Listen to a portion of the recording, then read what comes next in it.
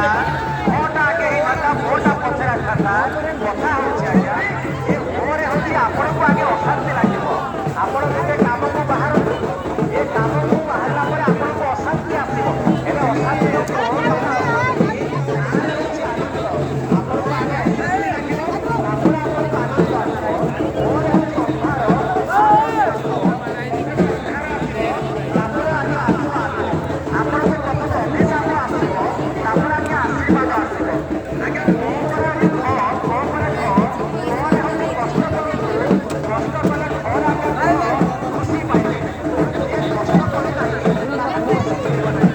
ଆଜ୍ଞା କଥା କହିବି, ଆଜ୍ଞା ମୋ ପରେ ଆଜ୍ଞା ଖ ଆସିବ, ଖରେ ଆଜ୍ଞା ପରିଶ୍ରମ କରନ୍ତୁ, ଫଳରେ ଆଜ୍ଞା ଫଳ ପାଇବେ। ଆଜ୍ଞା ଯୋଉମାନେ ଖ କରୁଛନ୍ତି ସେମାନେ ଆଜ୍ଞା ବିଶ୍ୱାସ କରନ୍ତୁ ଆପଣ ଫଳମାନଙ୍କୁ ପାଇବେ।